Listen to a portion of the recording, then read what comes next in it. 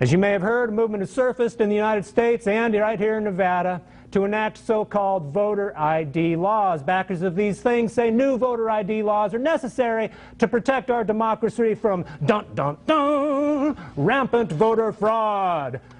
One of those critics of this movement is here to discuss this with us today. I'm joined by Howard Watts of the Progressive Leadership Alliance of Nevada. Mr. Watts, thank you very much. I appreciate your coming on. Well, thanks for having me, Hugh.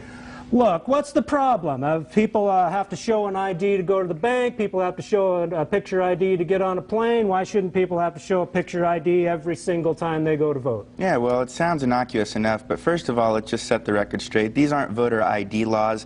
These are voter suppression laws. And there are two key myths that surround these laws. One is the idea that there is rampant fraud in our election system. All right, when you register to vote, you have to sign that application.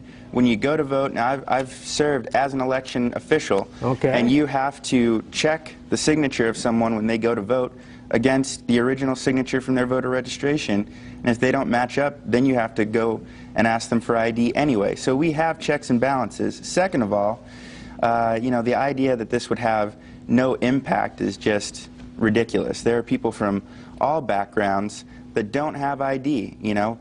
There are a lot of people that couldn't understand that, but there are people that don't have that idea. Who are some of those people, and do we have any kind of statistics or anything to back that up? Yeah, absolutely. Well, you know, a plan released a racial equity report card, and one of the findings we came to in that is that people of color are twice as likely to not have a form of ID as white potential voters. Also, senior citizens, low-income people. You know, there are people that don't have a car, don't have a bank account. There are people. Especially now. There are a lot of people that do not need to have an ID. We're going to pick this up in just a minute. We've got to make some money. The agenda will be back just right after this. We'll pick up with this discussion. Welcome back to the agenda. I'm Hugh Jackson. We're having a discussion today about what I errantly referred to as voter ID laws. Mr. Watts from the Progressive Leadership Alliance helpfully corrected me. These are in fact voter suppression laws. And Howard Watts, you were, before we had to go to the break, you were talking about people that were actually being disenfranchised or could be disenfranchised if these so-called voter ID laws were actually to come into play. And again, do we have any statistics about just how many people might be barred from voting, and particularly in Nevada, if this were to come about? You know, in Nevada, you know, thousands of people could be disenfranchised. Nationwide, you know, we're talking tens, even hundreds of thousands of voters. And like I said, these are senior citizens, these are low-income people, people of color, some of our most vulnerable communities. But don't these people have a voter ID? You know, a picture ID? You know, a lot of them don't. A lot of them manage to get through their lives just fine day to day without an ID. And perhaps for some of the sponsors of these bills, that might be a hard concept. And, you know, they've put things in there to say, oh, well, you can go and get a free ID. But at the end of the day, this is taking a certain group of people and putting roadblocks between them and their right to vote that won't exist for other people. Well, and as a lot of folks have said, this is a solution looking for a problem. I mean, there is no real voter fraud that's been documented, particularly in Nevada. They've gone looking a couple of times, but they haven't found it. So there are other reasons, clearly, that these things are being sponsored. Now, there was legislation in the Nevada legislature that was proposed, some of these kind of voter ID laws. I know that you were involved in fighting, trying to beat those back. Tell us what was proposed up there. And, well, go ahead and describe what was proposed. Yeah, absolutely. So there were multiple laws. Some were proposed in the state Senate, some in the Assembly.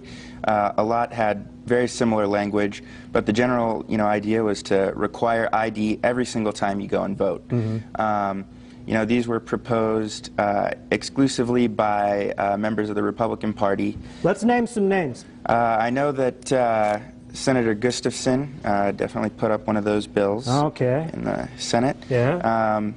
And, you know, the other names escape me, but for folks that haven't... We'll have to look them up. Yes. If you go to PLAN's website, you can look in our racial equity report card, and we detail everyone who put up a voter suppression bill in the last session. All right. Now, I know that there was a forum up in Reno earlier this week about this very subject, and there was some folks up there who were calling yet again. So to initiate some kind of, even perhaps through a petition movement, some kind of effort for these voter suppression laws. Are you expecting this to emerge again in the legislature the next time they rear their heads? Oh, well, you know, just because these bills died in committee once, you know, this is a national trend that we're seeing, attempting to disenfranchise these people, and we're certainly expecting to see similar efforts come up in the future to, you know, suppress the vote of vulnerable communities. So we're going to be keeping an eye out for that and fighting back. I'm going to play devil's advocate a little bit on Go this. for it.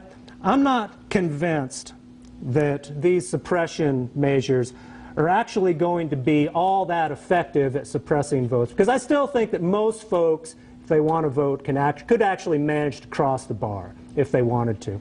I don't think that's what this is about. I don't think that's what these Republicans are up to. I don't think they're interested in suppressing the vote so much as they are in forwarding this whole kind of warfare, this us against them divisiveness that they always try to kick off. This whole idea of, oh, there's fraudulent voters. Well, who are the frauds? Oh, well, they're poor people. Maybe people who aren't white. Maybe people who aren't like us.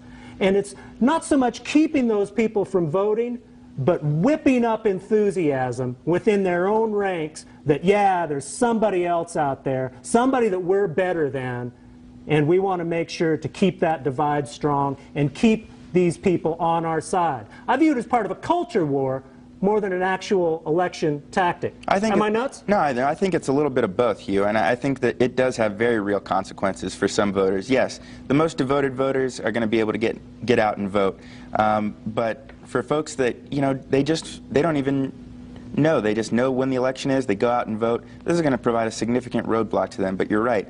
This is also tied into anti-immigrant sentiment.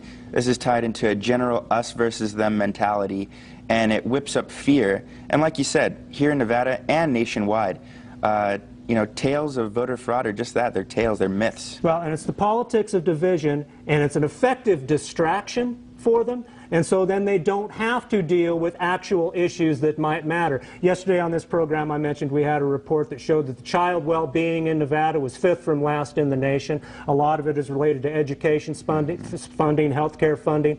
And yet these people that are promoting these bills, Republicans typically, I guess exclusively, they're not bothering with any of those real problems that face the state. Instead, they're trying to gin up a little bit of political push and oomph by pushing these, what I think are red herrings, red-hot button distractions. You know, that's a good point. And one other thing I would add is for, you know, conservatives who consider, you know, shortening the influence of government, the fact that they're trying to convolute the process of our participation in democracy more and more and more and make it harder and harder for folks to participate is ridiculous. We should be working on expanding our already legitimate and secure elections process as much as possible. Are you suggesting there might be hypocrisy within the conservative ranks, Howard Watts? I suppose I am. Oh, horrors, horrors. All right, listen, we've got to leave it there. Thanks so much for coming in, and keep up the good fight. This is a fight worth fighting. Thanks, believe me. Appreciate it. All right, when we get back, we'll have some final thoughts on Rick Perry's no good, very bad, terrible, horrible presidential campaign. That's when the agenda comes back right after this.